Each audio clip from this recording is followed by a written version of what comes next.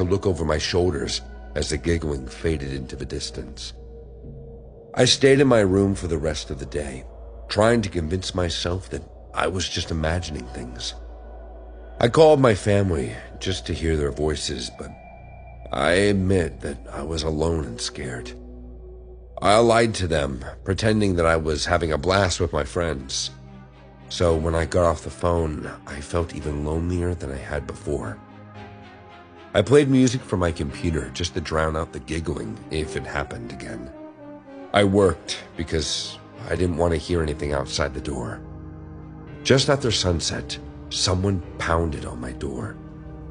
I was going to ignore it again until I heard Creepy Carl's voice. He begged me to let him inside. I did. He was panicked and out of breath. He said that he heard the giggling too. It was right outside his window. He said that we had to watch each other's back for the rest of the break. Once again, I asked him to tell me everything he knew, and he slowly explained what he'd heard about the giggler. He said that every winter, at least one student went missing after getting too close to the mysterious woman who had haunted our campus. He said that it was a ghost of some sorority girl who had died decades ago, and the only way to protect ourselves was to ignore her. He made me swear that if I ever heard her outside my window, I needed to cover my ears until she went away. I will, I promised him. I knew the story sounded ridiculous, but his expression seemed so serious.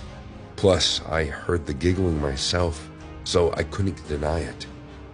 Creepy Carl left pretty soon after that. Late that night, Carl's warning was proven correct. I heard the giggling right outside my window. We were way up on the 5th floor, so there was no way that anyone could have climbed up there. It had to be a ghost. I knew I shouldn't have looked, but curiosity got the best of me. I followed the sound into my living room area, where a dark silhouette with long hair was lurking right outside my window. Even though I couldn't see her face, I could feel her staring directly at me. And of course, I could hear her horrible giggling. She was swaying her head from side to side. I almost ran into the hallway to warn Carl, but something forced me to stop.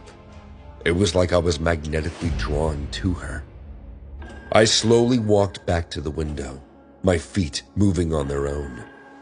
There was an umbrella leaning against the wall, and even though I couldn't stop myself from moving closer,